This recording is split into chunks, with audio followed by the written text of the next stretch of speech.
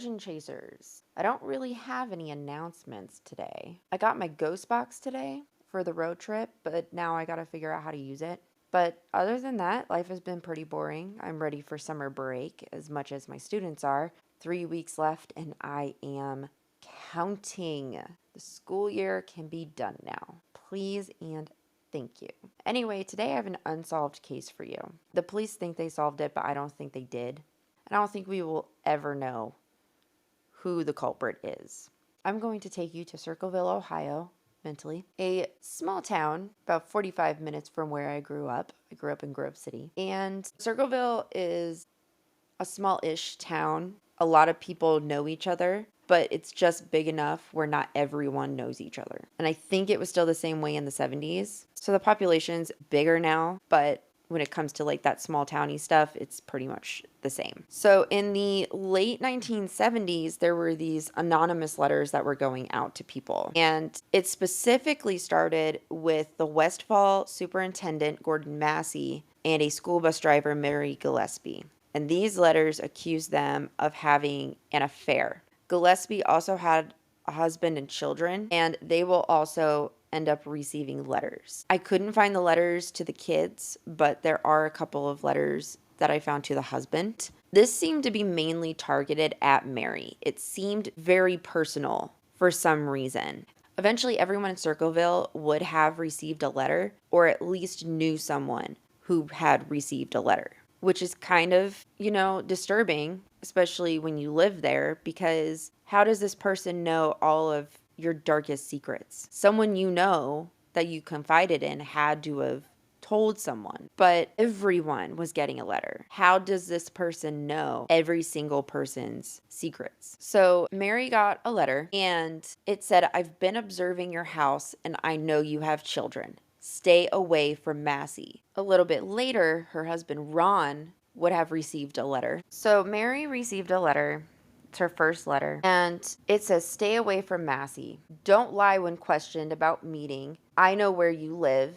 This is no joke. Please take it seriously. I've been observing your house and I know you have children. It's your daughter's turn to pay for what you've done. I shall come out there and put a bullet in that little girl's head." If that doesn't sound like a vendetta, I don't know what does. We won't know what kind of beef this person had with Mary, but it was some serious beef if they're threatening to kill her daughter. I found the note, the handwritten note. Unfortunately, it's been cut off. But what I can see on it is, "Stay away from Massey. Don't lie when questioned about meeting him. I know where you live. I've been observing your house and I know you have children. This is no joke. Please take it seriously, for everyone concerned has been notified. Everything will be over soon." A little upsetting that that's cut off, but there you go. And then a little while later, Ron will start getting letters. The letters Ron was getting were stating that if he did not expose this affair, he was going to end up dead. There were threats on his life. It was also stated in a letter, "Admit the truth and inform the school board. If not, I will broadcast it on CBS posters and billboards until the truth comes out." I would start suspecting Massey's wife, but it was not her. But that would be my first thought. So in an evening of August 1977, the phone rang and Ron picked it up. And after the conversation, he was enraged. He grabbed his .22 caliber, he got in his truck, and he drove away. And he told his daughter that he was going to confront the Circleville letter writer. Later, they had found out that his truck slid off the road and slammed into a tree. He died on scene, and his death was ruled an accident. Paul Freshour, his brother-in-law, also Mary's brother-in-law, because he was married to Mary's sister, claimed that it was murder, but he's not a cop. So there's nothing to investigate at that point, and there's no evidence. But that is extremely suspicious. Threats on his life. He goes to confront the writer, and then all of a sudden he's dead. The other suspicious thing is Ron's gun had been shot once that night. Did he get to confront the Circleville letter writer? We will never know. After Ron's death, the letters continued to target Mary and Gordon, continuing to say, "Everyone knows what you've done. If you don't believe us. Make them mad and find out yourself." There's no way this person was doing this by themselves. Just saying. And I feel like I've watched enough true crime to know that when these psychopaths are talking, they're not going to say we or us if it was just them. On top of, they knew everyone's secrets. There's got to be more than one person. but we'll never know. So Mary was driving her bus. It was completely empty. She was on her way to pick up students for school. She sees this poster. She gets off her bus and goes to take down the poster. And it ended up being targeted at her daughter, her teenage daughter. She goes to take it down. There's twine in a box. She takes the box, and when she gets home, she opens the box, and there happened to be a gun inside. Calls the authorities. They come and look at it, and they determined that it was a booby trap that just didn't work. So she got extremely lucky. This became a huge story, and the police ended up arresting her brother-in-law, Paul Freshour. And he was a manager at the Anheuser-Busch facility, and he had no criminal record, and he lived outside of Circleville. Many people did claim that he was not the guy.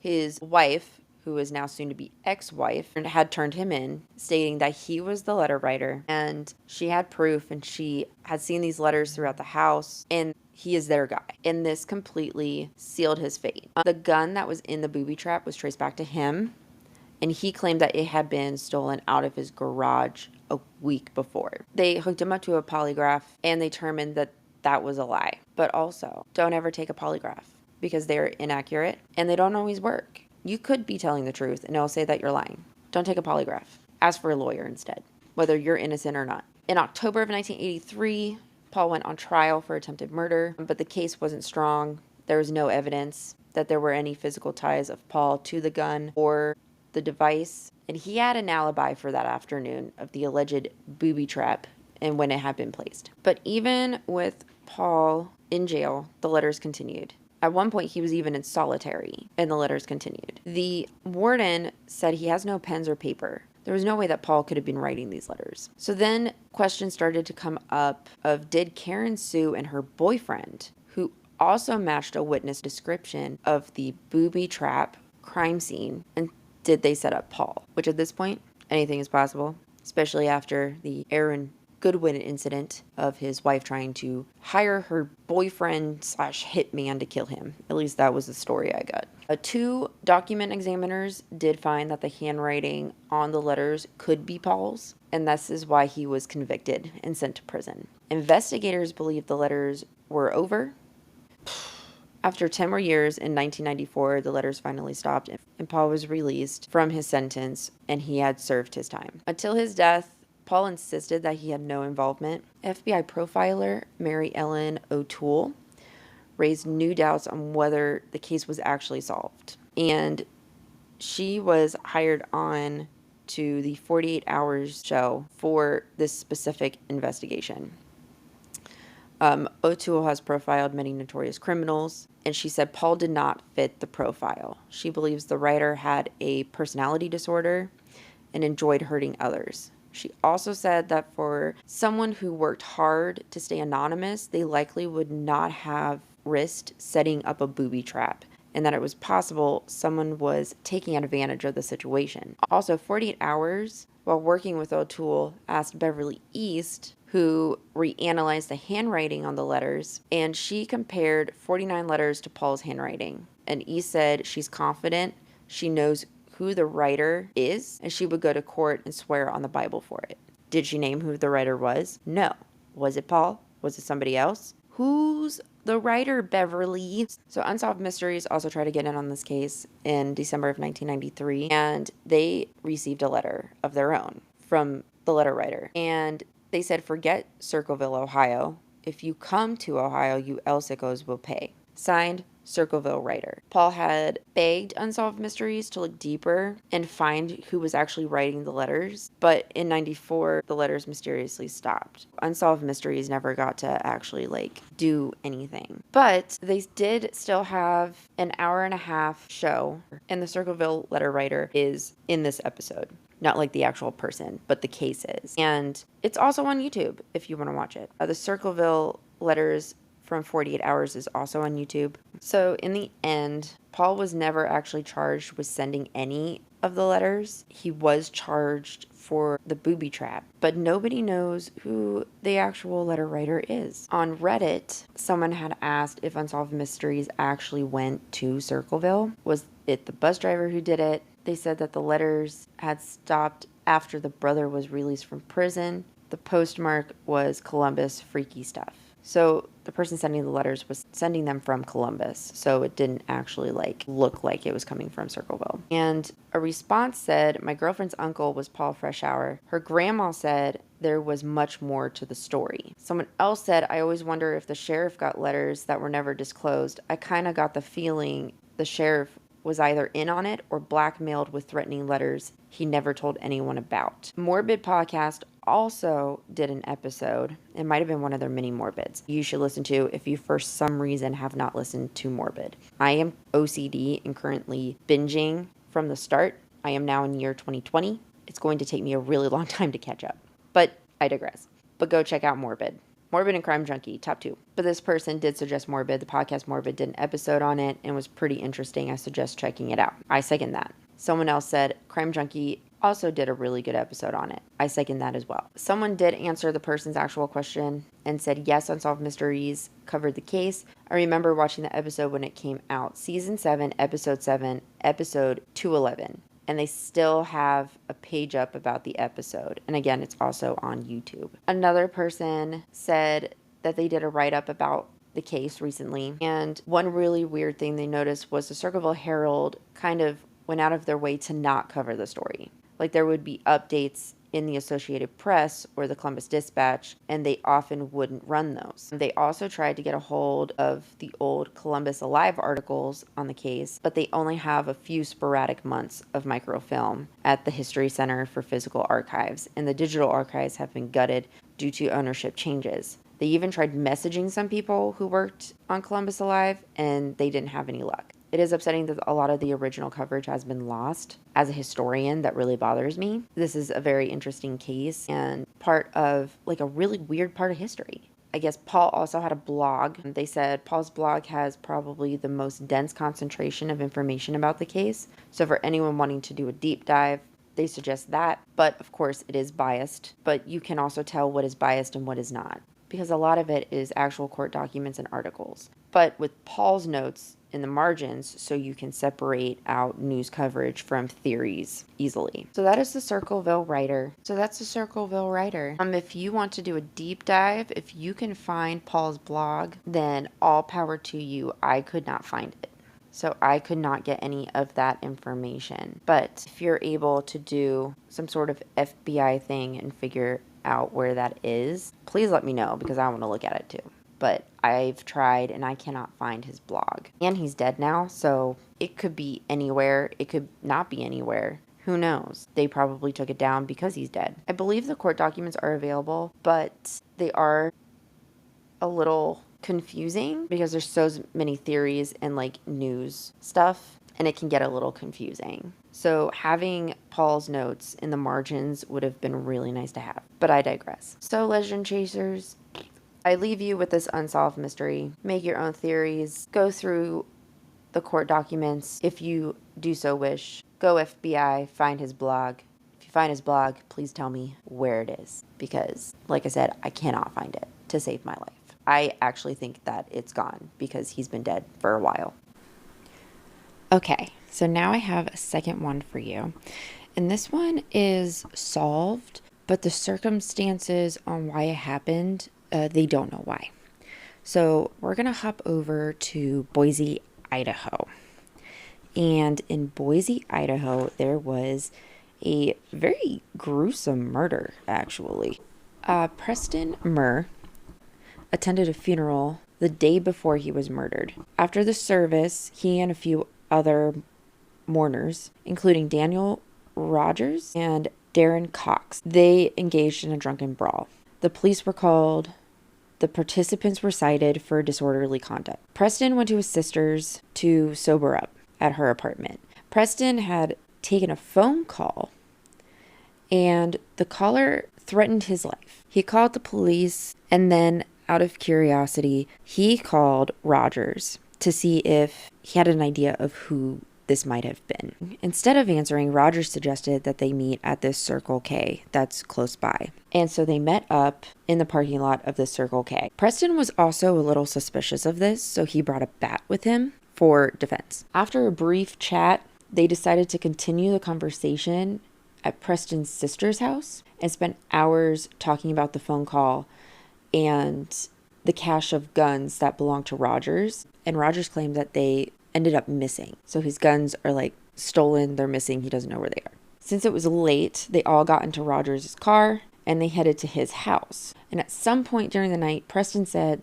that although he didn't take the guns, he might know who did. Taking the tip, the men went to find the culprits without any success. So then, upon returning to Rogers' house, it was not really morning. An argument ended up breaking out again, and his anger boiling over, Rogers pulled out a .357 Magnum and shot Murr in the shoulder. And later, his sister will say that earlier they had argued about drugs and money, so it's suspected that maybe it was about drugs and money, but we're not 100% sure what happened. And even though Rogers and Cox were arrested, they never got an explanation out of them as to why they did this. So, outnumbered and terrified, he ran to the nearest house and he was pounding on the door. He was begging for help. The neighbor that he was pounding the door on heard him, but instead of answering the door, they just called the police.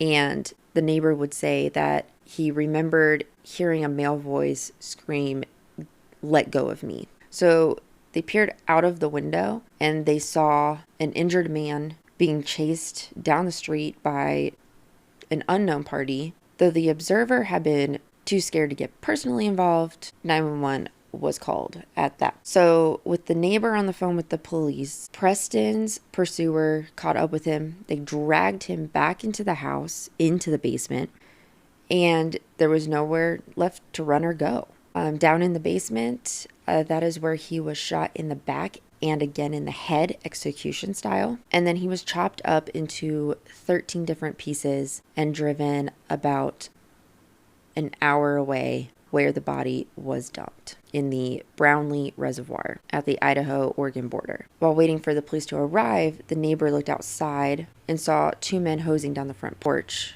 of the house next door.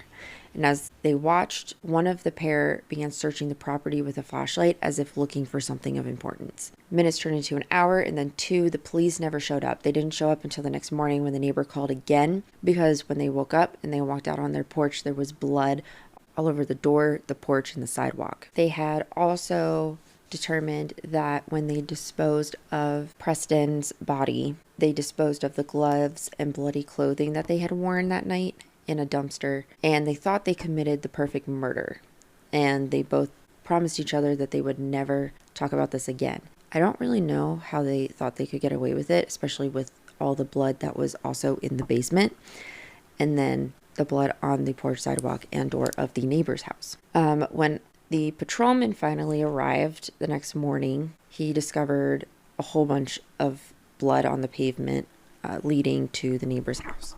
Upon further investigation, the cop found blood spatters at several residences, indicating that the victim had gone door to door trying to find someone to help him, but not one person answered for his help, which makes it really sad because that means he was so close to escaping and not being killed. So the first officer on the scene called reinforcements, and he couldn't get anyone to answer the house. So they had applied for an emergency search warrant, which then allowed them to enter the house without the occupant's consent. The interior of the house was completely covered in blood, especially the basement.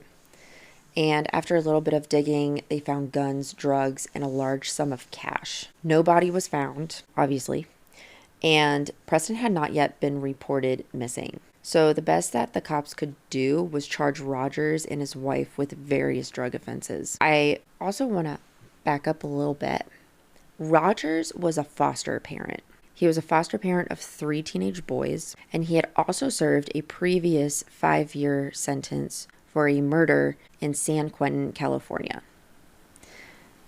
The foster care system blamed the FBI for neglecting to release this information to them when they ran his background check, and they have no idea why it was not in his background check. So immediately the kids were taken, and then him and his wife were then in jail for various drug offenses. A week later, Preston's remains were recovered from the reservoir, and 37-year-old Rogers and 31-year-old Cox. Preston was 21.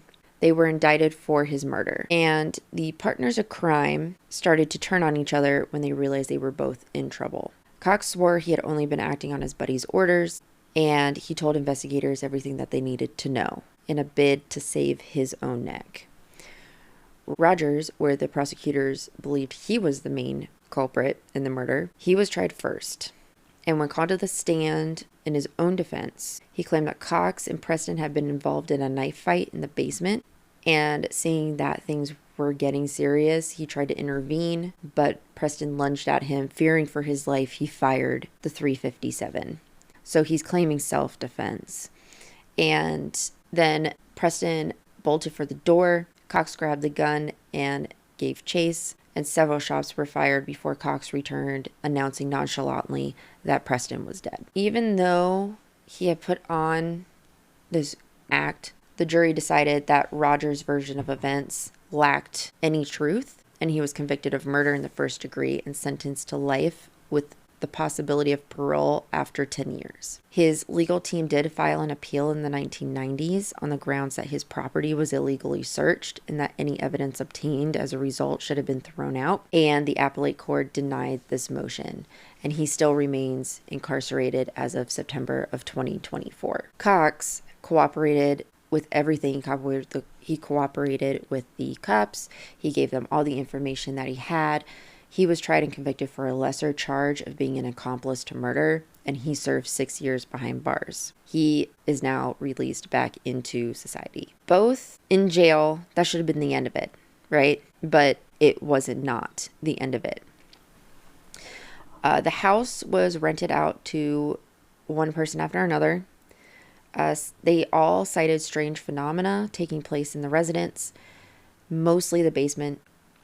And these tenants would pack up their stuff and they would leave. So the house was near Boise State University, and a lot of the tenants were college kids trying to have off-campus housing. And these roommates who shared the house claimed that they were upstairs and they heard the sound of someone walking up the steps. They were having a get-together. They just didn't give it a second thought.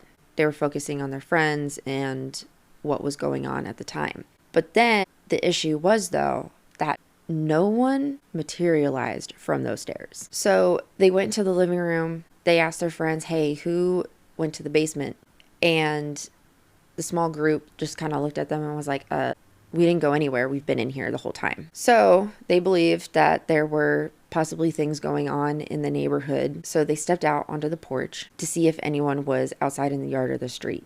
But then the pair said that they saw strange dark forms that looked very much like human shadows flitting in and out of their lines of vision. But there were no people to be seen. Bill had gone out into the yard to have a closer look. And when he looked back at the house, he noticed a figure perched near the upstairs window. He couldn't tell what it was and what he was looking at, but he did know that whatever he was looking at was not a human.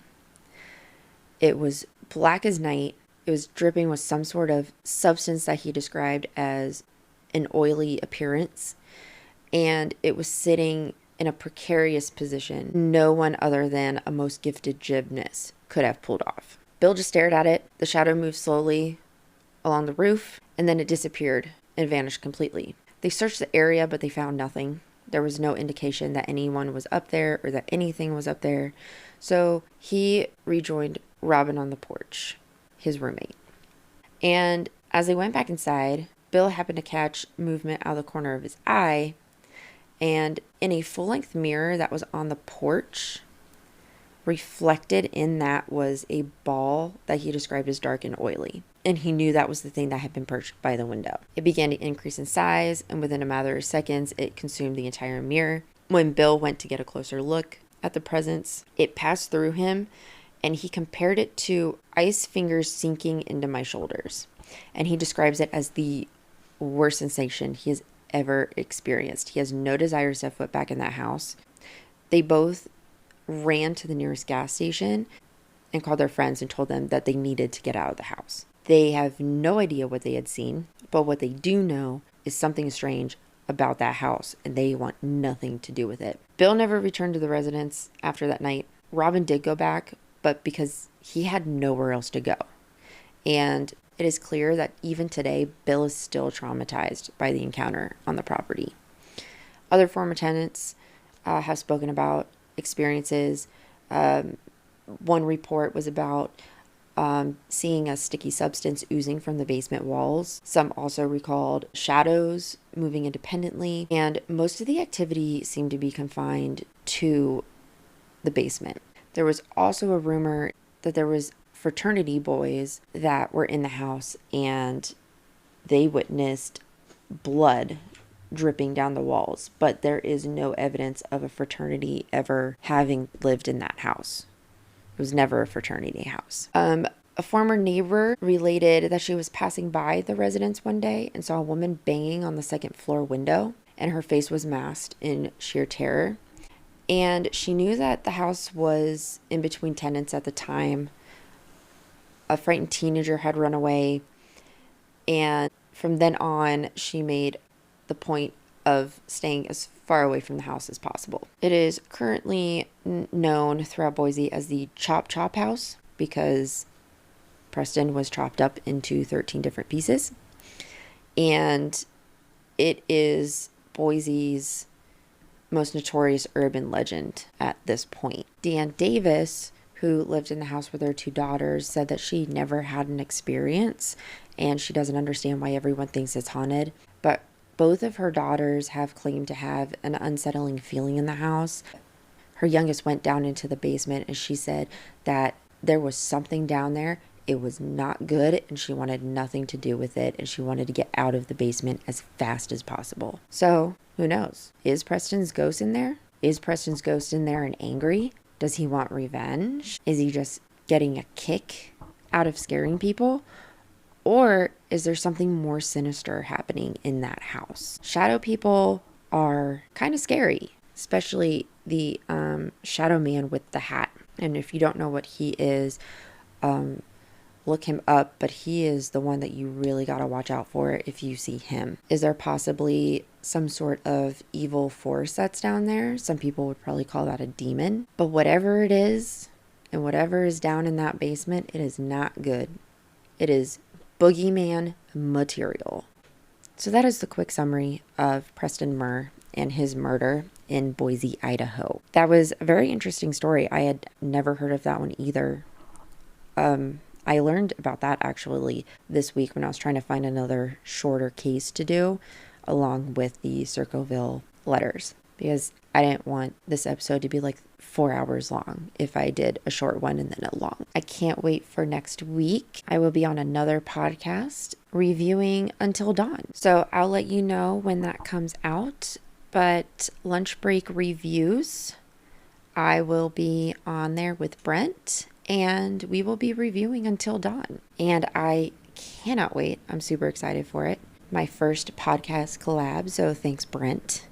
I'm really excited about this. I know I've said that like 3 times now, but I really am. I'm also really excited to see this movie. I'm also really scared to see this movie because I absolutely love the video game and I don't want it to be ruined. But also this movie looks very different from the video game. So I guess we'll find out. It looks like they like mixed Until Dawn and then the anthology together. And Until Dawn was made by a different company. The people who made the anthology bought the rights to the game and then added the anthology on. So this is going to be interesting. It's going to be interesting. But also, I do know that the theme song for Until Dawn is way better from the video game. So if you want to listen to the actual theme song, go on Spotify, go on Apple, Oh Death, Until Dawn. That is the version that I will stand by and I will die on this hill. That is the best version.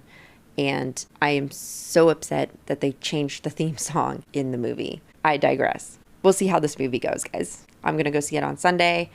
We're going to record next week, and then I will let you know when that is coming up. He also has other movie reviews on there, and he does his due diligence, guys. He looks at all the reviews and the critic reviews and the viewers reviews, and then he watches it and he gives his review and his take on it as well. And so if you want to see a movie, he might have it on his podcast. So you can just look for it and see what his thoughts are and get the rundown of the critics. And then you can decide if you want to see it or not. Because that's definitely helpful if you're on the fence about, don't know if this movie is going to live up to the expectations that you would like it to have. So just go check it out. It's great. Anyway, I'm signing off. Next week, I am conflicted on what I want to do, but I'll figure it out. I also have a Patreon, and starting this next week, I'm going to start doing kind of mini bonus episodes for Patreon subscribers. I don't have any yet. I just made the Patreon, but if you subscribe, then you get bi-weekly bonus episodes. During the summer, they will be full-length episodes, but right now, with it being the end of the school year, I don't have as much time as I would like. So they're going to be mini episodes until after the road trip. And depending on the tier, you get to see pretty much almost all of the road trip, because I'm taking you with me. Some behind the scenes stuff, maybe some interviews, we'll get it. And with that, don't forget the salt. Do not disappoint Sam and Dean. Yes, I am rewatching Supernatural at this very moment. I am halfway through season 14. And as always, stay spooky.